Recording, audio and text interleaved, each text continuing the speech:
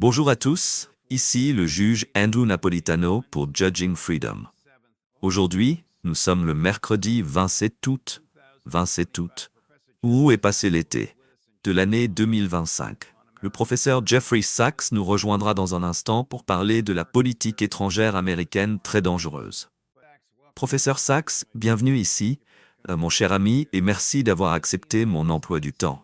Les États-Unis dirigent-ils encore le monde? Non, pas dans un sens pratique. Les États-Unis restent très puissants, mais ils se sont fait suffisamment d'ennemis dans toutes les régions du monde pour qu'il y ait un véritable backlash contre les États-Unis, même de la part des pays traditionnellement proches des États-Unis.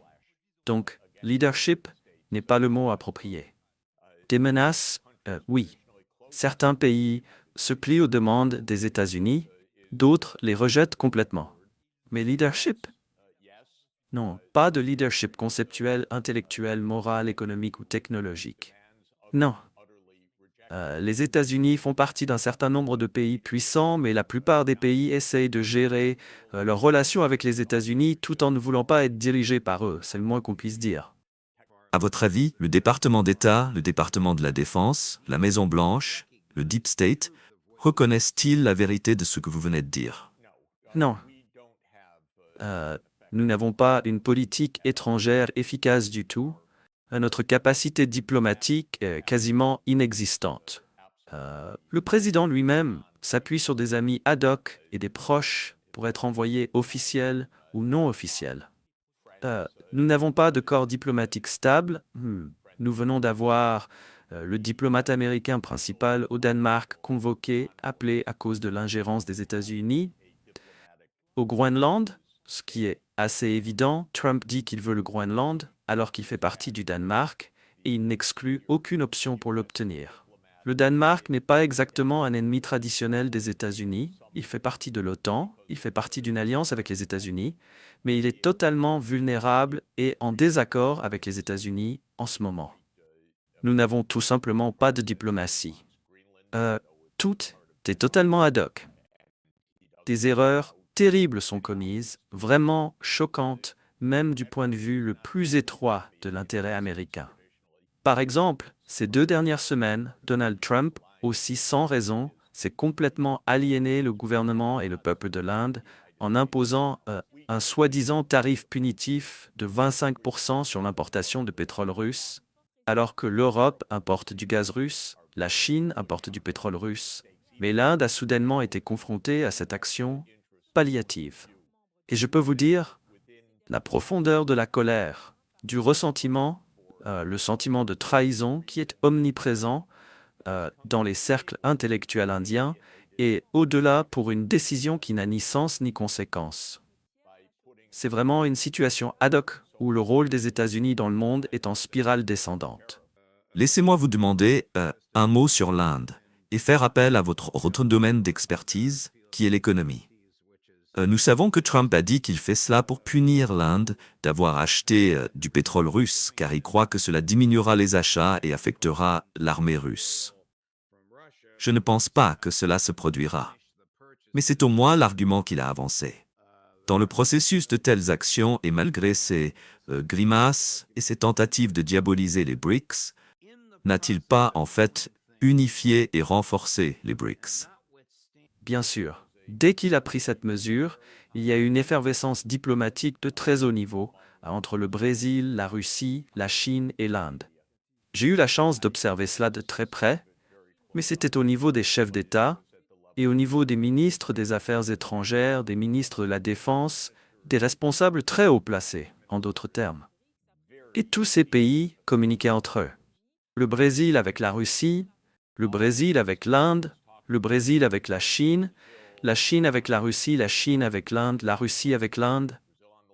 C'était impressionnant, vraiment, en très peu de temps. Le Premier ministre indien Modi rencontrera le président chinois Xi Jinping lors de la réunion de l'Organisation de coopération de Shanghai dans quelques jours. Ce sera une rencontre de très haut niveau. Ils renforceront leur partenariat au sein de l'Organisation de coopération de Shanghai et des BRICS. Les pays BRICS, qui représentent environ la moitié de la population mondiale et près de la moitié du PIB mondial, sont clairement en train de prendre conscience et de s'aligner plus fortement. Cette année, la présidence est assurée par le Brésil, où le président Lula du Brésil a dit très clairement « Nous ne voulons pas d'un empereur », en référence aux exigences de Donald Trump sur le Brésil. Dans ce cas, pour fermer un processus judiciaire indépendant. Absolument bizarre, je dois dire. L'année prochaine, les BRICS seront présidés par l'Inde. Donc oui, Donald Trump est le grand unificateur. Mais pourquoi ce mépris américain envers l'Inde et la Chine? Tout d'abord, un niveau incroyable d'ignorance. Je ne connais pas de politiques de haut niveau à Washington qui connaissent vraiment quelque chose sur ces pays ou leurs économies. Il existe un mépris général pour tout autre pays à Washington. Et un mépris particulier pour les grands pays, parce qu'ils osent ne pas se soumettre aux États-Unis, comme si cela allait jamais se reproduire. Mais ce mépris découle en réalité d'une instabilité de la diplomatie américaine et d'une ignorance totale de ces pays. Le sentiment anti-Chine a été fabriqué. Il s'est avéré électoralement efficace pour Donald Trump. Et donc, il est devenu une rhétorique anti-Chine bipartite. Mais elle a été essentiellement préparée au sein de l'establishment militaro-industriel il y a une décennie, parce que ces experts ont décidé qu'il fallait contenir la Chine, car elle devenait trop performante. C'est une idée très étrange. Considérée comme mission des États-Unis d'arrêter le succès d'un autre pays, succès obtenu grâce à des taux d'épargne très élevés, à l'innovation, à une planification efficace des politiques et à un marché très compétitif. Qui, soit dit en passant, produit des leaders mondiaux dans de nombreuses technologies grâce à leur esprit entrepreneurial. Mais les États-Unis ont décidé que cela devait s'arrêter, comme si c'était réellement possible et comme si c'était un objectif approprié de leur politique étrangère. Ce n'est ni l'un ni l'autre. La Chine ne menaçait pas les États-Unis. Elle réussissait simplement. C'est tout. Et pour l'Inde, c'est une erreur primitive de ces dernières semaines. Sans cause réelle.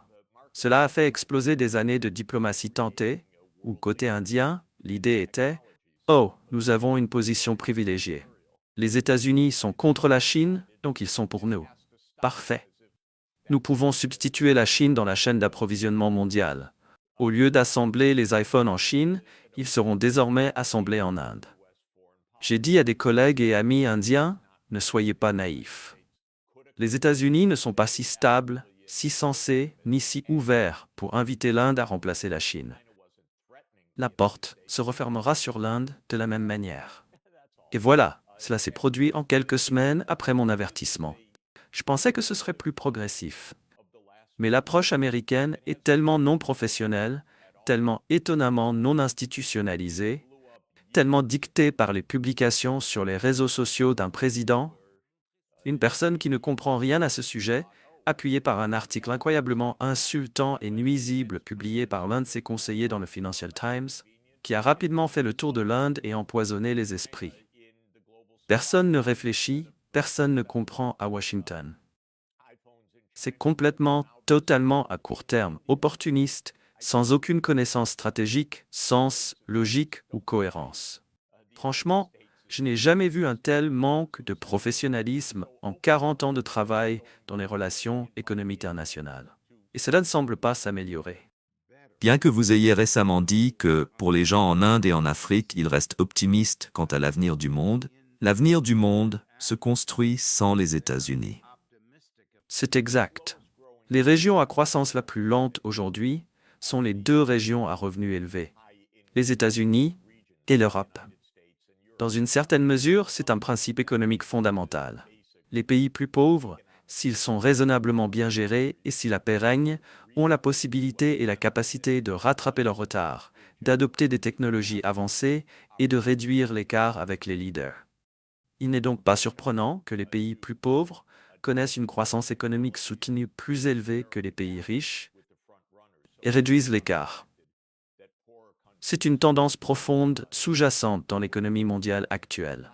Mais les États-Unis et l'Europe aggravent considérablement leurs difficultés, surtout à cause de guerres de choix, surtout à cause de la militarisation, de l'implication incessante des États-Unis dans les guerres désastreuses d'Israël et de l'engagement de l'Europe, surtout dans la guerre désastreuse et insensée en Ukraine. Nous perdons donc notre temps. Ensuite, Donald Trump a pratiquement condamné l'économie américaine à un statut de troisième rang en disant que des secteurs comme l'énergie propre ne comptent pas. Oui, c'est pratique si votre horizon est d'un jour, 6 mois ou un an, mais si vous demandez qui va diriger la production de véhicules électriques des 25 prochaines années, qui va diriger la production de trains rapides des 25 prochaines années, qui va diriger l'économie de l'hydrogène, qui jouera un rôle énorme dans le transport maritime, la production d'acier, la métallurgie, la pétrochimie, tout cela se déroulera en Asie, pas aux États-Unis, parce que Trump dit non, c'est pas important, ça ne compte pour rien. Tout cela constitue des blessures auto-infligées considérables. Ce n'est pas unique à Trump. Cela continue simplement avec Trump. Bon, c'est unique à Trump. Très bien. Ce que je veux aborder avec vous maintenant, professeur Sachs. La semaine dernière, Donald Trump, avec sa gouvernance à une seule personne, a suggéré que l'armée ukrainienne était condamnée à perdre à moins de passer à l'offensive et d'attaquer la Russie. La semaine dernière, il a autorisé la vente de 3000 missiles Rome capables de parcourir 280 000 afin d'atteindre des cibles majeures en Russie. La semaine dernière, l'armée russe a détruit les missiles Taurus, encore non assemblés, ils devaient être assemblés, que les Allemands avaient livrés en pièces à l'Ukraine. Est-ce une manière de résoudre une guerre, ou est-ce juste la continuation de notre statut de co-belligérant dans la guerre par procuration contre la Russie? Bien sûr que c'est profondément incohérent avec ce qui s'était passé à la réunion de l'Alaska. À cette réunion, l'idée correcte était que la guerre devait se terminer en s'attaquant aux causes profondes.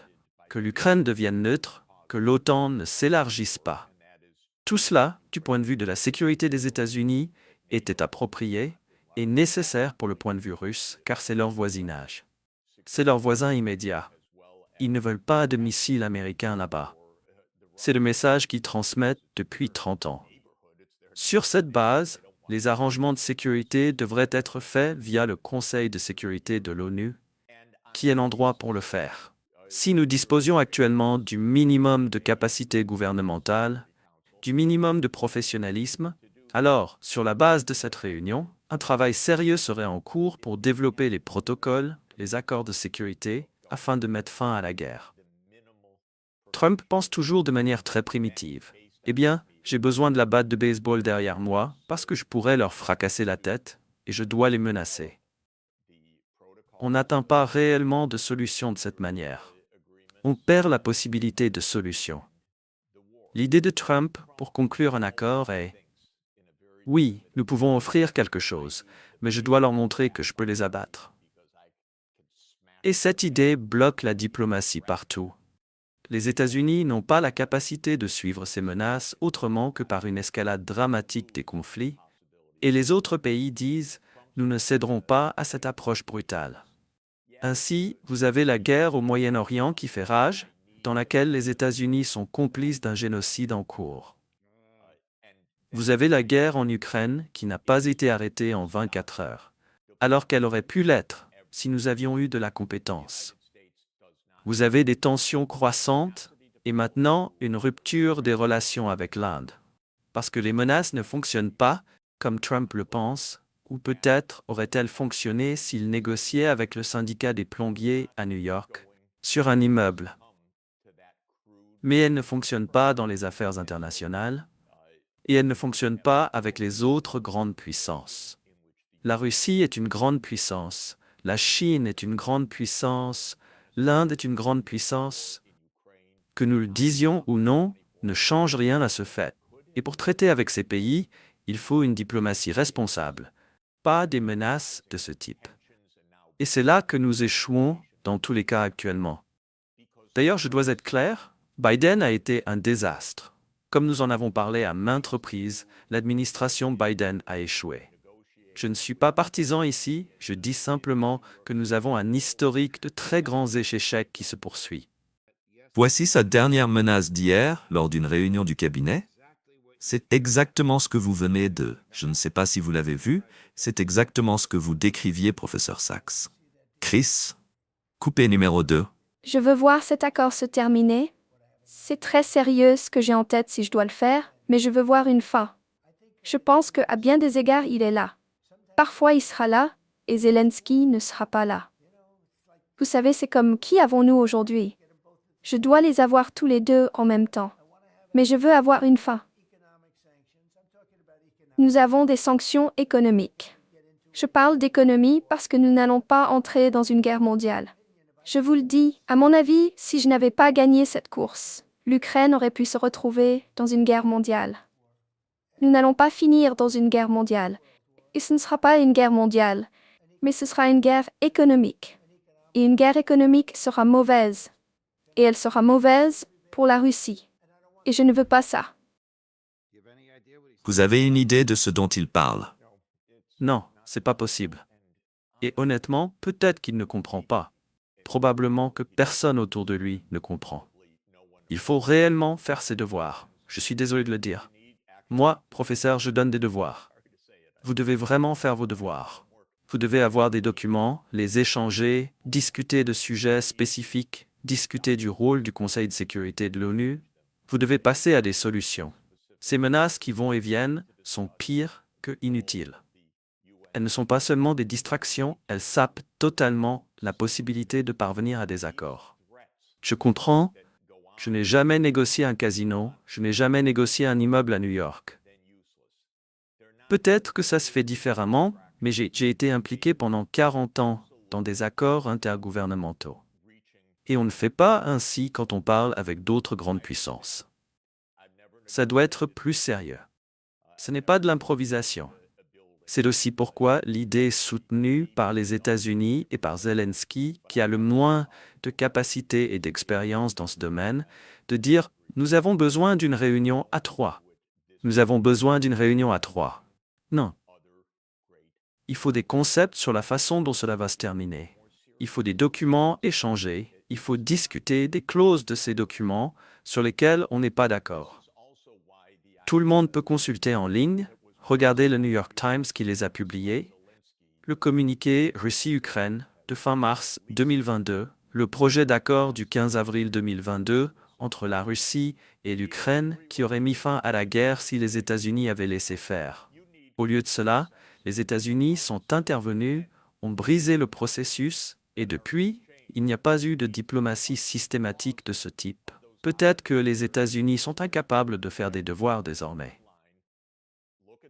Mais ce que nous venons d'observer dans les déclarations de Donald Trump n'a rien à voir avec la fin de la guerre en Ukraine. Avant de continuer, je veux vous faire entendre, même si cela vous retournera l'estomac, le ministre Smotrich du cabinet israélien, le cabinet de guerre israélien, et la coalition qui maintient Benjamin Netanyahou au pouvoir, parlant de limiter l'apport alimentaire pour tous les habitants de Gaza, et exposant, dans une vision globale, ce qu'Israël espère accomplir à Gaza. Saviez-vous que selon Smotrich, les habitants de Gaza peuvent survivre avec un seul morceau de pain pita par jour? Chris? Ce qui arrivera dans les prochains jours est très peu. Quelques boulangeries distribuant des pitas et des cuisines publiques fournissant une portion quotidienne de nourriture cuite. Les civils à Gaza recevront un pita et une assiette de nourriture. Et c'est tout. C'est exactement ce que l'on voit dans les vidéos. Des gens font la queue pour qu'on leur serve une soupe. Voudrais-je éviter d'apporter même un seul grain dans la bande de Gaza? Même pour les civils? Peut-être. Je comprends donc parfaitement la colère. Je comprends parfaitement la douleur que nous ressentons tous en tant que citoyens. La vérité, c'est qu'avant le retour du dernier otage, nous ne devrions même pas fournir d'eau à Gaza.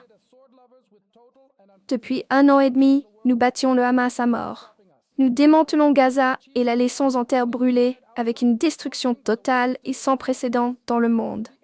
Et le monde ne nous arrête toujours pas, avec pour objectif unique conquérir Gaza, détruire le Hamas et ramener tous les otages. En un mot, victoire. Et le monde ne nous a toujours pas arrêtés. C'est du pur fascisme. C'est le type de génocide que nous n'avions pas vu depuis le régime d'Hitler dans les années 40. C'est une déclaration ouverte de génocide. Je veux expliquer quelque chose de très important. Smotrich ne dit pas, Netanyahou ne dit pas, Ben Gvir ne dit pas, et le ministre des Affaires étrangères ne dit pas qu'après que le Hamas sera défait, entre guillemets, Il y aura alors un État palestinien, puis il pourra y avoir deux États. Ce qu'ils disent est extrêmement important. Nous allons vaincre le Hamas, et ensuite nous régnerons sur le peuple palestinien qui sera encore vivant. Ce dont ils parlent, c'est de la domination complète d'Israël. D'ailleurs, pas seulement sur ce qui était autrefois appelé la Palestine mandataire britannique, mais aussi sur des parties de la Syrie, des parties du Liban, et qui sait sur quoi d'autre ils revendiqueront. Ils ne parlent pas de paix, ils ne parlent pas seulement de vaincre le Hamas. Vous remarquerez qu'ils ne disent jamais ce qui arrivera le lendemain.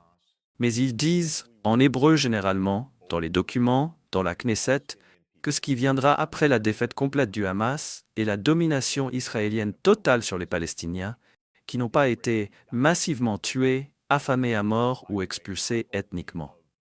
Nous régnerons sur eux pour toujours. Voilà l'intention. C'est pourquoi ce n'est pas seulement un meurtre de masse et un génocide, mais un meurtre de masse et un génocide sans aucune tentative de règlement politique, autre que la domination totale d'Israël. Maintenant, quelqu'un comme Smotrich lit probablement sa Bible, et dans le livre de Josué, il lit comment Dieu commande aux Israélites de tuer tous les habitants de Canaan, de commettre plusieurs génocides en fait, pour prendre la terre promise. Cela peut être la véritable motivation de Smotrich, et dans sa vision, ce génocide serait même ordonné par Dieu. Pour d'autres, c'est simplement un fait, peut-être ne sont-ils pas du tout religieux. Mais le meurtre de masse, ce n'est pas un problème parce que nous allons tout contrôler. Je pense que c'est probablement l'idée de Netanyahou. Mais rien de tout cela ne vise la paix ou un État palestinien éventuel ou futur. Tout cela est dirigé vers un objectif qui rend cette action complètement illégale, complètement meurtrière et totalement opposée à la paix. C'est pour créer ce qu'ils appellent la Grande Israël, ce qui signifie une domination permanente sur le peuple palestinien. Et ce n'est pas déguisé, ce n'est pas rapporté dans le New York Times ou par nos médias traditionnels, mais ce n'est absolument pas caché en Israël. Bien au contraire. Le Parlement israélien, la Knesset, a déclaré que la Cisjordanie, territoire occupé des Palestiniens, devait être annexée, que Gaza devait être complètement détruite, que Jérusalem, y compris Jérusalem-Est, nous appartient toujours et ne doit jamais être divisée. C'est ce qui rend tout cela non seulement un génocide, mais aussi si pathétique du point de vue du gouvernement américain de soutenir cette politique. Il n'y a aucune tentative réelle de paix. Tout est violence pour une domination permanente. Et cela en fait, à mon avis, le crime ultime. Génocide pourquoi? Pas pour la paix. Génocide pour une domination complète et permanente. C'est une idée ahurissante. On ne peut pas l'imaginer. Certains prennent un génocide biblique au pied de la lettre et pensent avoir reçu un commandement divin pour l'exécuter aujourd'hui.